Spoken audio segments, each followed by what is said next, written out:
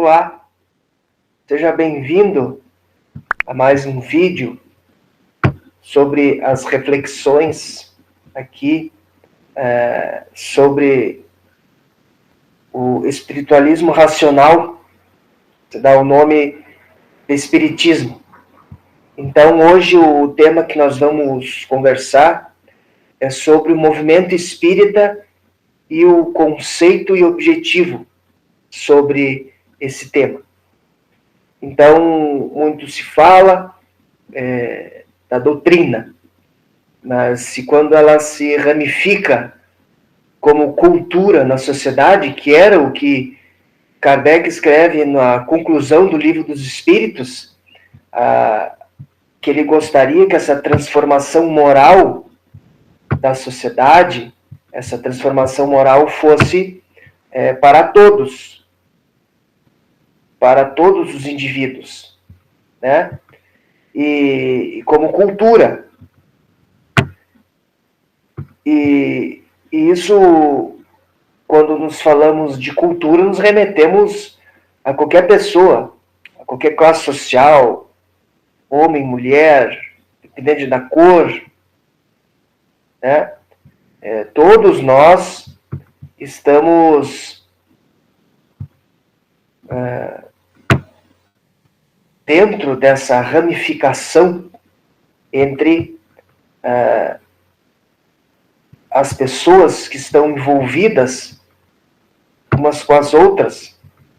E então a doutrina espírita ela vai desaguar nesse movimento. E nós vamos ver um pouco sobre isso. Vamos distinguir o que é o espiritismo, o que é espiritualismo, o que é doutrina espírita, o que é movimento espírita e como traçar um caminho sobre esse movimento espírita de acordo com o que Kardec recomendava. Muito bem.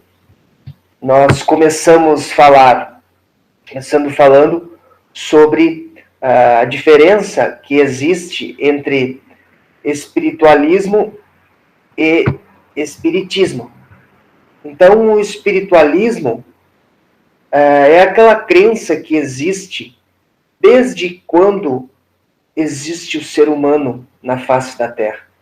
Desde a origem do ser humano, os primeiros seres humanos, inclusive antes, existem os fenômenos espirituais.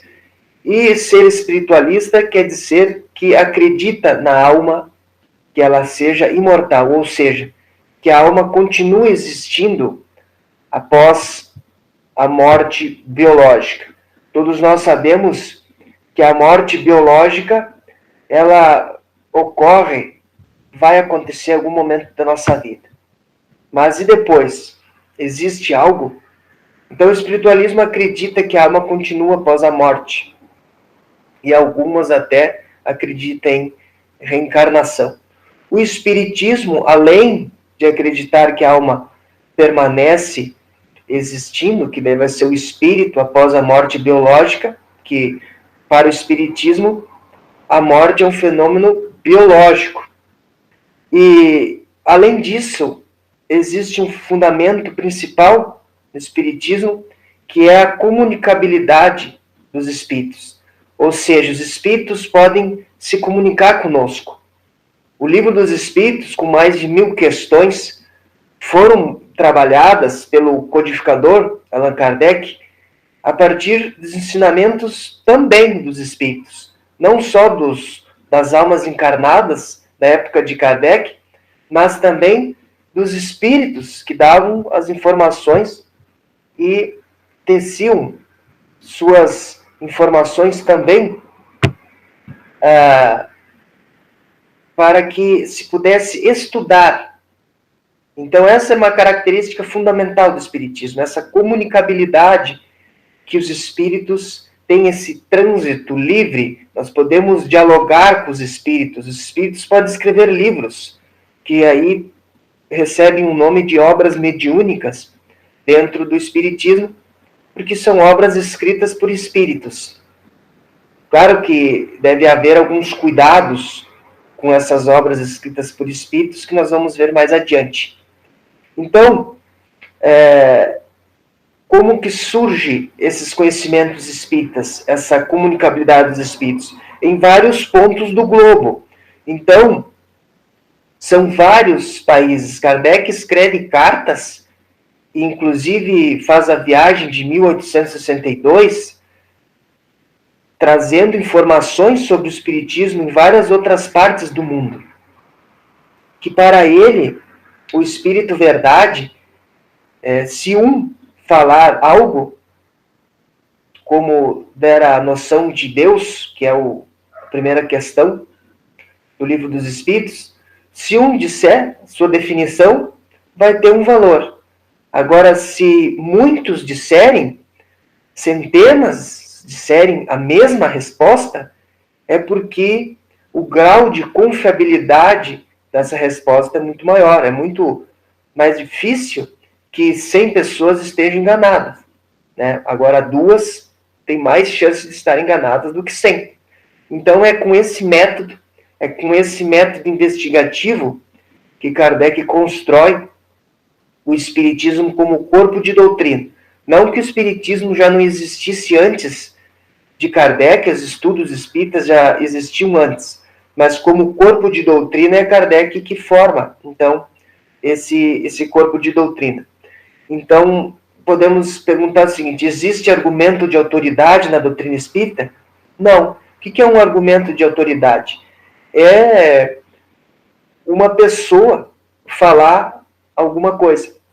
Nem o próprio Kardec se dizia dono da doutrina, porque a doutrina espírita ela é formulada por vários espíritos. Vários espíritos formam a doutrina espírita.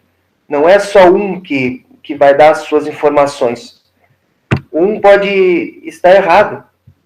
Então, quando um palestrante espírita, um doutrinador, vai falar sobre o espiritismo, não se deve ter aquilo como verdade absoluta, porque ele também pode cometer erros de interpretação, e nós somos falíveis, né? Todos nós, médiuns ou não, somos falíveis, como diz o Livro dos Médiuns, escrito após o Livro dos Espíritos. Então não existe argumento de autoridade. É preciso passar por uma análise, que nós também vamos ver nos próximos slides. E a outra pergunta é: a verdadeira pátria é a pátria espiritual? A pátria espiritual, que é o mundo normal do espírito, quando a alma encarnada morre, desencarna, nós viramos espíritos e vamos para a verdadeira pátria, que é a pátria no mundo normal, é o mundo dos espíritos, a nossa pátria. Então não existe um país melhor do que o outro, privilegiado na evolução. Tanto é que Kardec saiu pelos outros países para ver como é que estava indo a doutrina nesses locais, né? Então nós temos que ter bastante cuidado com essa questão de argumento de autoridade ou de alguma pátria melhor que a outra, né? Então, nesse corpo de doutrina espírita, existe o catálogo racional das obras espíritas, de acordo com Kardec, para formar uma biblioteca espírita. E essa biblioteca são compostas por 11 obras fundamentais. O Livro dos Espíritos, que nós já falamos, que tem dezenas de questões. O Livro dos Espíritos, que é a parte experimental dos médiuns. O Evangelho segundo o Espiritismo, que é a parte moral. O Céu e o Inferno, que são exemplos de espíritos no mundo espiritual e na Terra.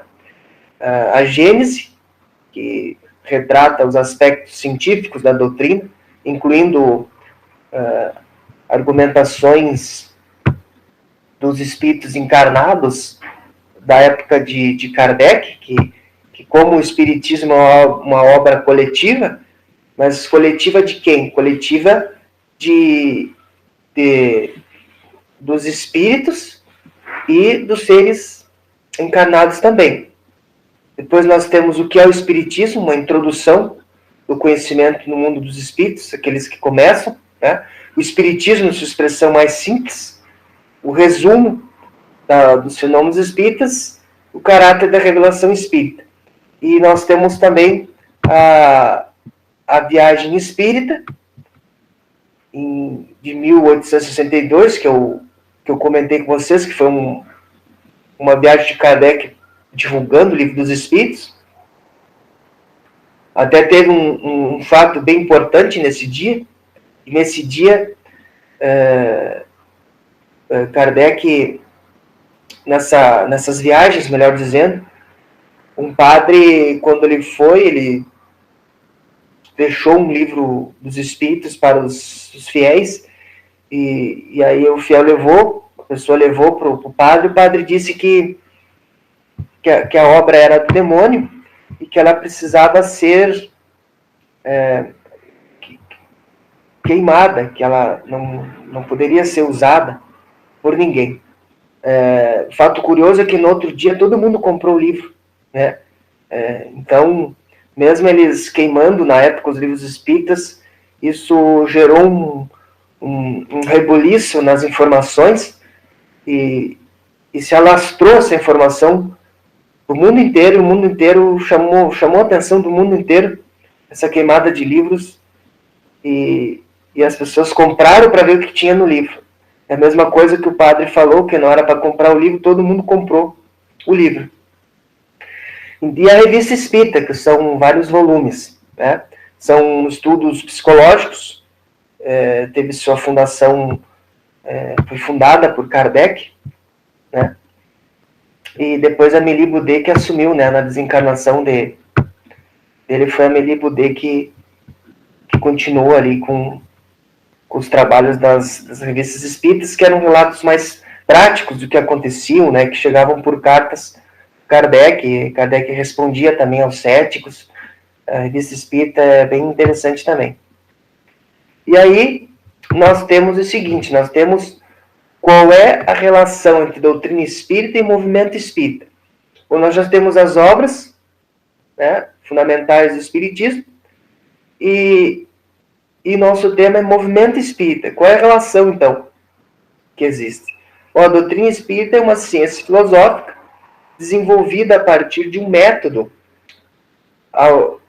sistemático por meio de perguntas e respostas aos espíritos categorizados de vários países.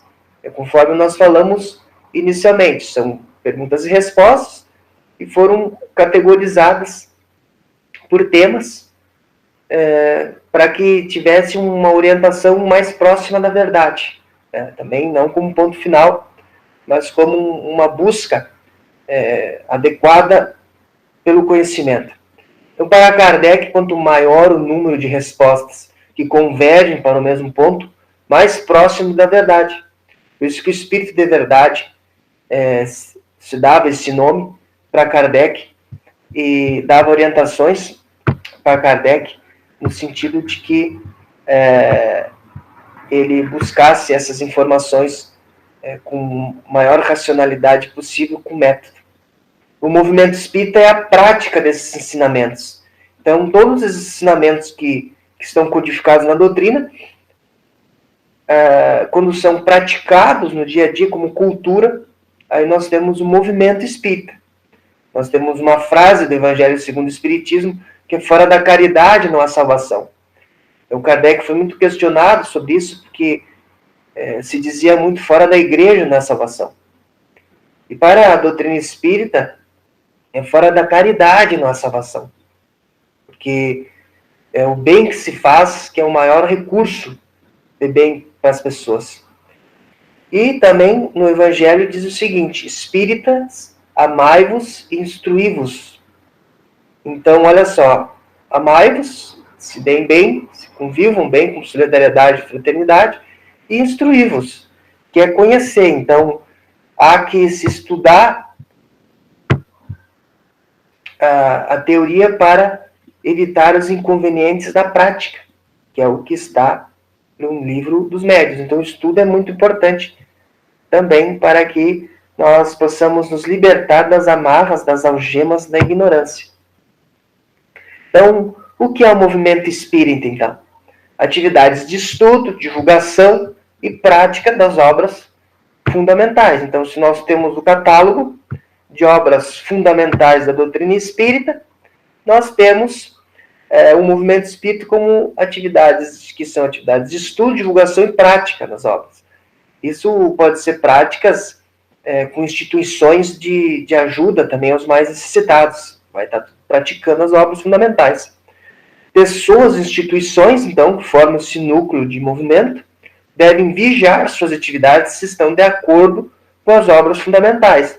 Então, não é vigiar a vida do outro, né? É vigiar as suas atividades, ver se elas estão coerentes com as obras fundamentais. Nós vamos ver mais adiante como que isso vai, como que se analisa isso, nos próximos slides. E a característica do movimento espírita é uma obra coletiva entre encarnados e desencarnados. Como eu falei antes, os encarnados trazem o conhecimento da ciência da época e os desencarnados também têm esse vai e vem, esse trânsito livre pela comunicabilidade dos espíritos, que algumas crenças religiosas não admitem que eles possam saber e que eles possam estar aprendendo também. Os desencarnados, eles também aprendem, eles estão aprendendo, e muitos deles estão conosco para aprender também. Eles não sabem tudo. Então, se existe um movimento espírita, será que existe um roteiro para traçar esse movimento? Bom, nós temos guia e modelo é Jesus. Então, lá no livro Estude Viva, do Francisco Cândido Xavier, traz o seguinte: lembra-te deles, os quase loucos de sofrimento, trabalha para que a doutrina espírita lhes estenda o socorro oportuno. Para isso, estudemos Allan Kardec, ao clarão da mensagem de Jesus Cristo, e seja no exemplo, na atitude, na ação, na palavra. Recordemos que o Espiritismo nos solicita uma espécie permanente de caridade, a caridade de sua própria divulgação. Então, a grande caridade que nós podemos ter com a doutrina espírita é praticar essa caridade como exemplo, atitude, como Jesus nos ensinou, perdão das ofensas, amar o próximo como a si mesmo. Enfim, todos esses ensinamentos que Jesus trouxe, vivenciou, é a maneira de divulgar a doutrina espírita. Então, não é como erroneamente a gente escuta, a caridade da sua própria divulgação. Não é só a divulgação em livros, a divulgação em palestras. Como diz a palavra comove, mas só o exemplo move. Então, o exemplo tem uma carga de impacto muito maior. Basta nós lembrarmos de Chico Xavier, os seus exemplos. Talvez nós nem lembramos das obras de Chico, das leituras das obras, mas nós vamos nos lembrar dos exemplos dele de caridade. Então, a maior caridade com a doutrina é o exemplo que nós podemos passar para os outros desses conhecimentos espíritas, orientando eles a partir do que Jesus vivenciou. Então, cada indivíduo é uma engrenagem fundamental para o sucesso do movimento espírita. Seja daquele que faxina a casa espírita, ao palestrante ou dirigentes, todos são engrenagens. Se um não funcionar certo, não anda. Tem o caso da Maria Sopeira, né? Era a Maria que não era esclarecedora, não era um médium de fenômenos também, muito notáveis, mas ela entregava sopa nos finais de semana. E nas reuniões mediúnicas ela sentava num canto, permaneci em oração, ardente, forte e com bastante emoção. E os espíritos, então, uma vez analisando, perguntaram quem era o elemento sustentador daquela reunião tão bem alinhada. E eles olharam e viram que era a Maria Sopeira, que fazia sopas e ficava lá no seu canto orando, enquanto na reunião mediúnica os doutrinadores ali, os esclarecedores e os médiuns podiam atender aos espíritos. E muitas vezes não tão bem harmonizados, mas ela era o elemento de sustentação, porque ela conseguia manter os pensamentos mais elevados e mais constantes. Então, todo elemento é primordial na engrenagem. Todos somos importantes no movimento espírita. E a doutrina espírita é como a brasa que oferece as ondas caloríficas, e o movimento espírita é o movimento delas que aquece e consola os corações em desalento. Então, a doutrina espírita é como a brasa que oferece as ondas caloríficas para os corações. Então, e esse movimento das ondas é o movimento espírita, que consola as pessoas. A própria doutrina é consoladora. Ela traz o consolo e o norte para aqueles que estão desorientados no mundo. Então, a principal característica da doutrina espírita é a observação. Que tipo de observação é essa? É uma observação progressiva, ou seja, está sempre progredindo. Se algo acontecer dentro da ciência que mude os patamares de entendimento, nós também avançamos, porque a doutrina espírita nunca está para trás por causa disso. Ela avança com a ciência. E a ciência é o meio mais adequado de buscar as informações. Não é a melhor, mas é um ótimo meio, um meio mais adequado, um meio mais recomendado, que fica isento de fraudes, porque a ciência é feita por seres humanos e que buscam, por métodos, desenvolver pesquisas mais qualificadas sobre os conhecimentos. Então, os espíritos nos salientam que toda obra complementar deve ser analisada de acordo com as obras fundamentais do espiritismo. Então, se um espírito escreveu a obra, se a obra é mediúnica, se a obra é de um autor encarnado, eles devem passar pelo mesmo crivo das obras fundamentais. Então, se fugir desses conhecimentos, nós precisamos refletir muito sobre os ensinamentos, porque todas as obras que vêm depois dessas obras fundamentais, as obras fundamentais são obras criadas coletivamente. Todas as obras que são produzidas depois do Espiritismo, que são ditas obras complementares, elas são construídas a partir da ótica de quem as escreveu. Então, por isso que nós temos que observar bem. Então, como se diz filosoficamente, a verdade é um vidro quebrado, que cada um tem um pedacinho, e que todos juntam para formar um todo. Então, quanto mais pedacinhos, mais próximo da verdade, que é justamente o que Kardec tentou fazer com a doutrina. Então, a progressividade dos ensinamentos espíritas se dá de que maneira? Caminhando de par com o progresso, o espiritismo jamais será ultrapassado, porque se novas descobertas lhes demonstrarem estar em erro acerca de um ponto qualquer, ele se modificará nesse ponto. se uma verdade nova se revelar, ele a aceitará.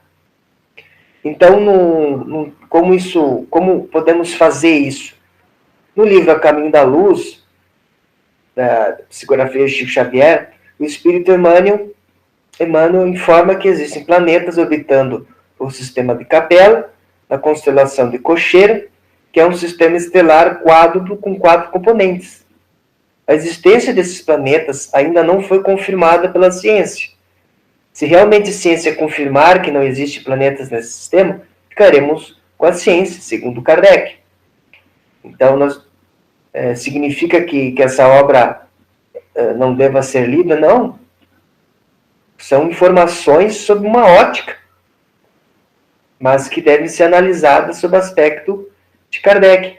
Muitas vezes eu vejo pessoas dizendo, é uma obra mediúnica, então não tem erros. Não, deve ser analisado. E principalmente os espíritos superiores, eles comentam que deve ser analisado criticamente aqueles ensinamentos. Os espíritos superiores querem que a gente analise detalhe por detalhe aquelas informações que eles dão. Então, se o espírito fica bravo ou se irrita com o questionamento, é porque ele ainda é inferior. E esses ensinamentos devem ser sempre analisados, de acordo com as obras fundamentais. É Kardec que fala, que recomenda isso. Então, grande parte da terminologia adotada por Kardec veio de Paracelso, no século XVI, e de Anton Mesmer, no século XVIII. Essa terminologia não é mais utilizada pela ciência. Kardec tinha o corpo de conhecimento de sua época, a física de Newton, né? De que Newton acreditava que existia um fluido de átomos que eles eram ponderáveis, que eles poderiam sair de um local e para o outro. Mas hoje em dia já se estuda a questão das ondas eletromagnéticas. Elas vibram, os átomos vibram e transmitem ondas sem transporte de matéria. É o que é estudado na física moderna. Então precisamos refletir profundamente sobre os termos princípio vital, fluido magnético, passe magnético e outros. Umas pessoas falam também de transfusão de energias.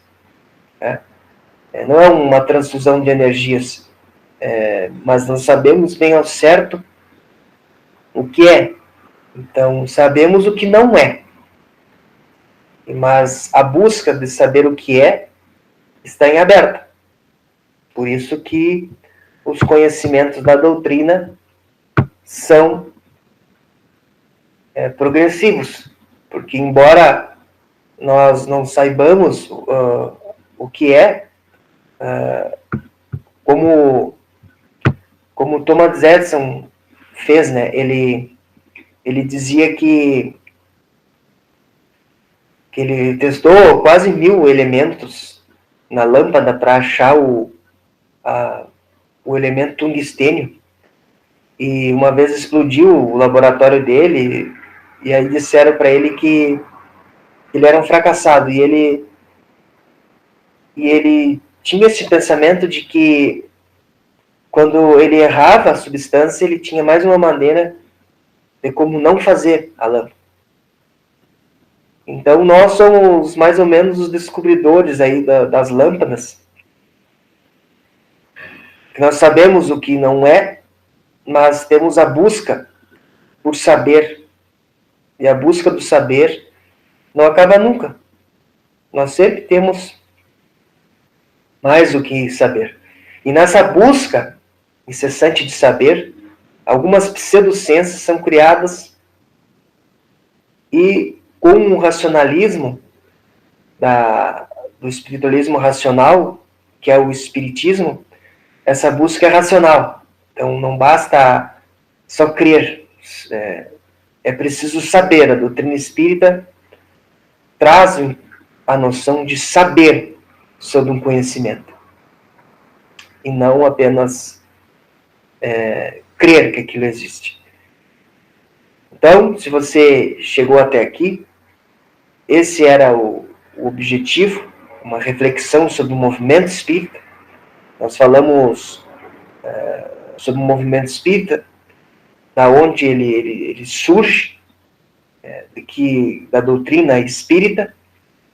O movimento espírita nasce das obras fundamentais, dessa prática da doutrina espírita, e está norteada a prática desses ensinamentos da doutrina espírita, sempre alinhados com os exemplos de Jesus. E não existe roteiro. Cada um tem a sua própria jornada, e todos são capazes, como engrenagem, de ser importantes nesse processo de transformação moral da humanidade, que começou desde quando a Terra era uma bola de fogo incandescente.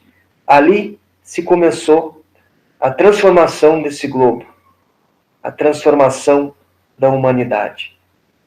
Então, eu agradeço muito. Coloque seus comentários, por favor.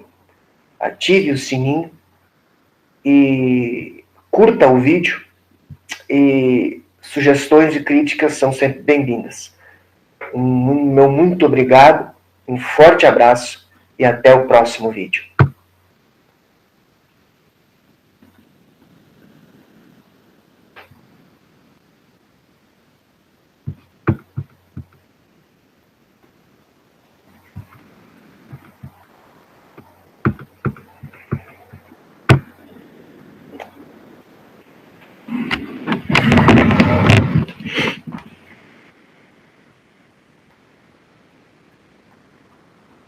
Se esse for o seu caso, faça seu pedido de isenção da taxa na página participante de 15 a 26 de abril.